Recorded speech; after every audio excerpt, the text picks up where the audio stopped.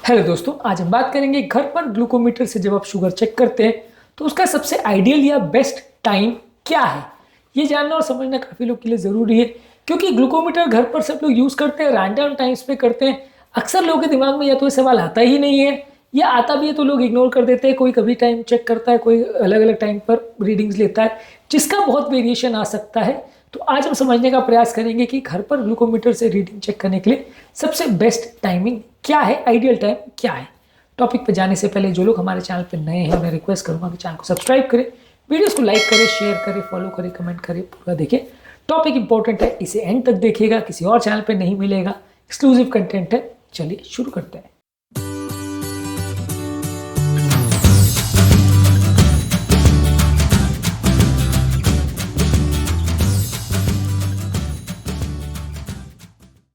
सबसे पहले देखिए, अगर आपको एक ही टाइम पर चेक करना है और मान लीजिए कि आप हफ्ते में 2 बार चेक करते हो या 3 बार चेक करते हो, हर टाइम अगर आप फास्टिंग पे करोगे तो ज़्यादा अच्छा है। खाली पेट सुबह उठते ही अगर आप शुगर चेक कर रहे हो, सुबह उठने के बाद इमीडिएटली जैसे ही आप उठ रहे हो उस टाइम पे करो, बिना कुछ खाए पिए, तब आप चेक करते हो तो उसकी रीडिंग को कंपेरेटिवली ज़्यादा अच्छा आता है। आइडियली इसमें 8 घंटे का फास्टिंग होना ज़रूरी है, यानी रात का खाने और सुबह के खाने के बीच में 8 घंटे का गैप एटलीस्ट होना ज़रूरी है। ये ज़्यादातर हर तरह के डायबिटीज़ के लिए सबसे बेस्ट टाइम है। हर बार अगर आप सेम टाइम पे चेक करोगे तो कंपेयर करना थोड़ा इजी रहेगा। अगर आप कभी कोई टाइम पे चेक करते हो, कभी कोई टाइम पे चेक करते हो, तो कंपेरेटिव एनालिसिस करना ज़्यादा मुश्किल पड़ेगा। अलग अलग लोगों को अलग अलग उसमें वैल्यूज़ मिलेंगी और फिर उसको मेजर और मैनेज करना थोड़ा मुश्किल पड़ेगा। इसलिए सेम टाइम पे अगर आप कर रहे हो तो फास्टिंग सबसे आइडियल है। अगर आप खाने का इफेक्ट देखना चाह रहे हो तो खाने के 1 से 2 घंटे के बाद करिए, खाने के तुरंत बाद। अगर किस तरह का खाना है उसके हिसाब से डिपेंड करेगा। ज़्यादातर अगर कोई पर्टिकुलर खाद्य पदार्थ का आप चेक करना चाह रहे हो कि इससे मेरे शुगर पे क्या इफेक्ट पड़ रहा है, तो वो खाने के 1 से 2 घंटे के बाद अगर चेक करें तो ज़्यादा अच्छा है। आपको ज़्यादा बेटर रिस्पॉन्स मिलेगा और ज़्यादा एक्यूरेट आपको खाने का इफेक्ट आपके ब्लड शुगर पे कैसा है पोस्ट मील का वो पता चल सकता है। इसके अलावा अगर आप प्री मील चेक करना चाह रहे हो कि खाने के जस्ट पहले आपका शुगर कैसा है, तो खाना खाने के 15 से 30 मिनट पहले आपको ब्लड शुगर चेक करना चाहिए।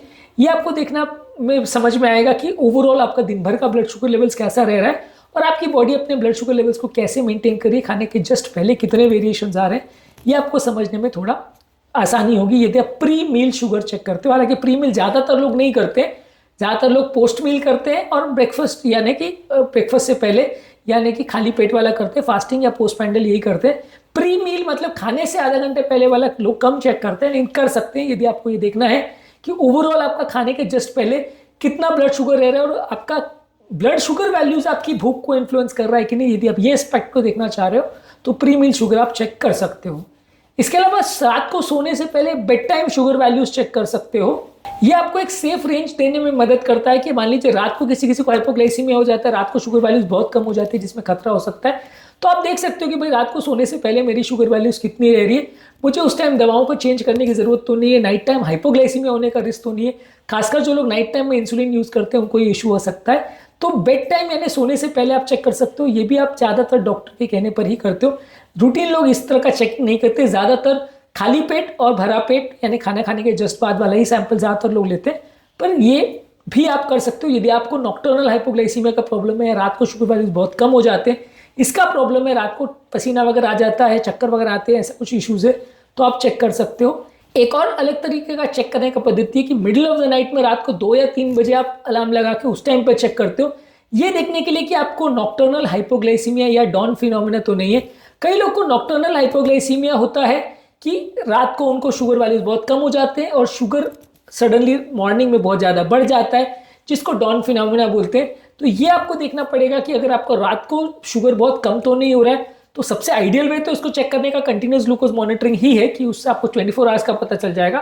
पर अगर वो फैसिलिटी मान लीजिए नहीं है, आपको वो कॉस्ट नहीं पेयर करना, तो आप रात को 2 से 3 बजे का अलार्म लगा के चेक कर सकते हो। हालांकि काफ़ी कम समय आदमी करना नहीं चाहेगा, नींद खराब होती है, लेकिन अगर आपको इस स्पेसिफिक चीज़ को देखना है कि रात को शुगर ज़्यादा कम तो नहीं हो रहा, तो इस एस्पेक्ट को चेक कर सकते हो। आप सो रहे हो तो आपका कोई रिलेटिव चेक कर सकता है, तो उससे भी पता चल सकता है, यानी कि हस्बैंड को प्रॉब्लम हो रही तो वाइफ चेक कर ले या वाइसी वर्सा, ऐसा भी कर सकते हैं जिनको नॉक्टर्नल हाइपोग्लाइसीमिया का प्रॉब्लम है। तो इसके अलावा एक्सरसाइज में आपका इफेक्ट कैसे आ रहा है, एक्सरसाइज करने से पहले शुगर और बाद में शुगर कैसा हो रहा है, ये यदि आपको चेक करना है तो एक्सरसाइज करने से पहले और एक्सरसाइज करने के बाद में या एक्सरसाइज करने के दौरान आप चेक कर सकते हो, ये देखने के लिए कि एक्सरसाइज करने के लिए सेफ शुगर है कि नहीं और एक्सरसाइज करने के बाद आपको शुगर बहुत ज़्यादा ड्रॉप तो नहीं हो रही है, बहुत ज़्यादा प्रॉब्लम्स तो नहीं हो रही।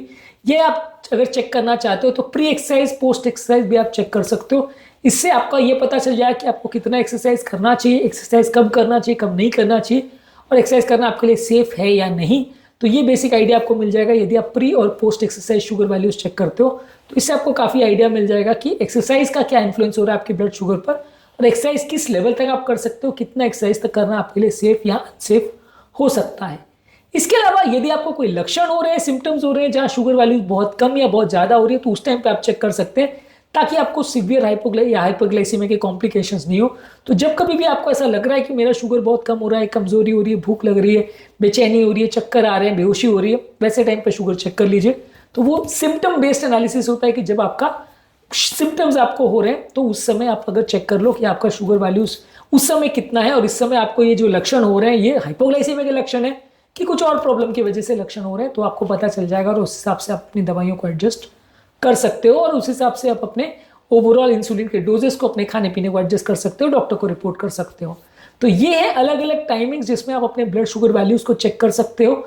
ज़्यादातर लोग अपने डायबिटीज़ के हिसाब से, अपने मेडिसिन के हिसाब से और अपने खाने पीने के हिसाब से अपने ब्लड शुगर की वैल्यूज और रीडिंग्स को चेक करते हैं, और इसके हिसाब से आपकी वेरिएशन आ सकती है। ज़्यादातर ये नोट डाउन करना भी ज़रूरी है कि जब आपने ब्लड शुगर की वैल्यू चेक करी उसके पहले आपने दवाई कब ली थी और उससे पहले आपने खाना कब खाया था। आइडियली तो सबसे यही होता है कि फास्टिंग सैंपल ही लो, क्योंकि उस समय आपने दवाई भी नहीं खाई होती, खाना भी नहीं खाया होता है, तो ये दोनों चीज़ों का इन्फ्लुएंस नहीं होगा।